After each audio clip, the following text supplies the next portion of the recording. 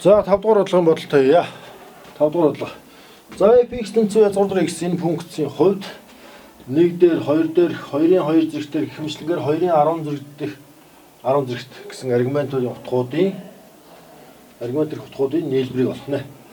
За эндээс бид ингээ за олох гэж байгаа энэ зүйлийг бид за f1 гэдэг чинь бол мэдээж ингээ язгуур 1 нэмэх нь язгуур 2 эндээ тэ нэмэх нь язгуур 2-ын 2 зэрэгт нэмэх нь за энэний дараа бол яг язгуур 2-ын 3 зэрэгт нэмэх нь дараа 2-ын 4 зэрэгт нэмэх нь 2-ын 5 зэрэгт нэмэх нь 2-ын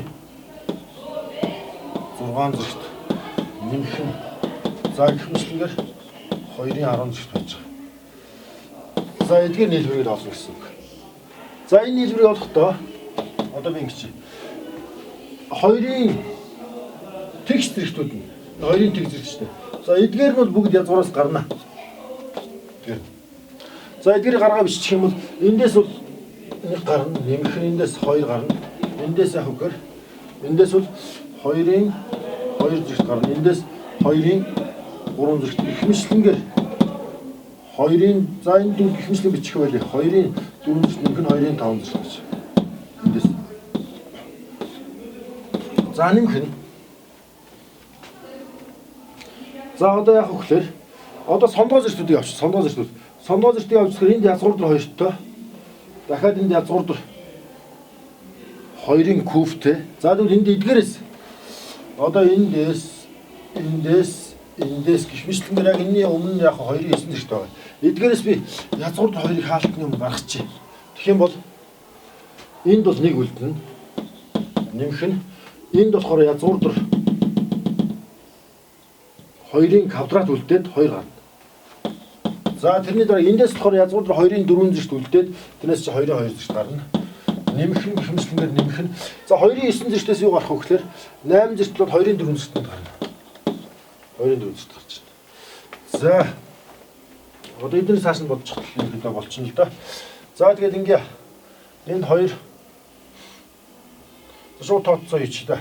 Энд чи юм ба 2 3 байгаа. 3 дээр 4 нь 7, 7 дээр 8 нь 15, 15 дээр 16 нэмэхээр 31, 31 дээр 32-ыг нэмэхээр 31, 2-ын 5 дээр 32 шүү дээ. 32, 31 гэхээр 63 нэмэх нь. За энийг үзье. 1 дээр 3, 7. За энэ дунд дээрээс 2-ын 3 зэрэгтэл байгаа биш үү? 2-ын 2, 3, 4 зэрэгтэл. Тэгэхээр чи юм болно. Энэ дээр 3, 7, 7 дээр 8, 15, 15 дээр 2-ын 4-өөс 16 гэхээр 31 болно. Тэгэхээр 31-ийг үлдчих нь язгуур 2. За энэ хоёроос хоорондоо цаашаа эмэгтэхгүй. Ингээд манай бодлогын хариу бол за 63 дээр нэмэх нь 31 язгуур 2 гэсэн ийм хариу гарч байгаа юм байна. За энэ маань D хариулт нь олж таарж байгаа нь D хариулт. За мөн дахиад нэг бодолт хийж болж байна. Юу гэхээр эндээс бидний олох гэж байгаа юм бол 2 дугаар бодолтыг би бас энэ танилцуулъя л да. Язгуур 2 дээр биш язгуур 1 дээр нэмэх нь язгуур 2 нэмэх нь язгуур 2-ын квадрат нэмэх нь гихмишлэнгээр язгуур 2-ын 10 зэрэг гэж. За энийг олно. За эндээс S за 2-ын тэг зэрэгт 1 зэрэгтээр явахаар S11-ийг олно. За юуны S11-ийг олох вэ гэхээр энэ бол B1 геометри прогресс. За 1-р гишүүн 1 Q яг одоо ингээд язгуур 2 болж дахиад язгуур 2 болж ингээд явал дараа гишүүн гарах учраас B1 нь нэгтэй тэнцүү Q нь язгуур 2-той тэнцүү тийм ээ. За ийм геометри прогрессын S11-ийг олох асуудал манай бодлого бас болж таарна. За тэгвэл эндээс энэ бодлыг хийчих юм бол юм болно.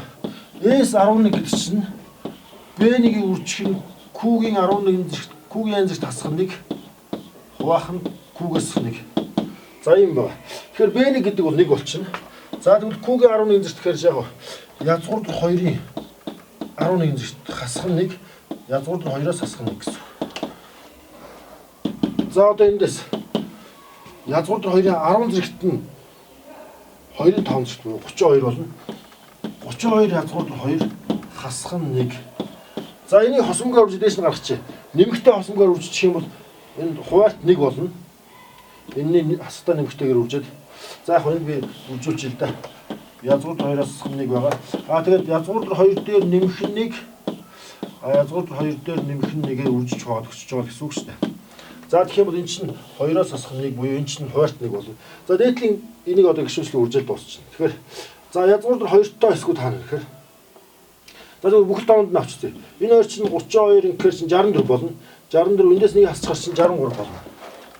63 нэмэх нь 32 ширхэг язгуур дээр 2 1 ширхэг язгуур дээр 2-ыг хаслаа гэж. Тэгэхээр яг 31-ийг үржих нь язгуур дээр 2 гэдэг бол за манай энэ хариулт болж таарлаа. Энэ дэр.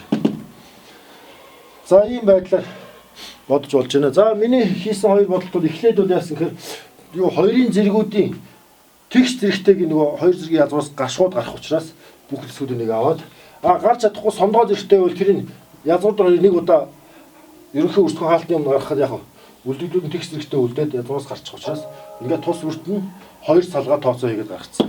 Хоёрдугаар бодолт нь геометри прогрессын эхний 11 гишүүн нийлбэрийг олох бодлого гэсэн үг. За тэндээс яг грээс 11 ингээд хэлбэрхэн олчлоо. Айлч тохиолдол яг за D хариулт байгаа. За ингээд 5 дугаар бодлого дууслаа.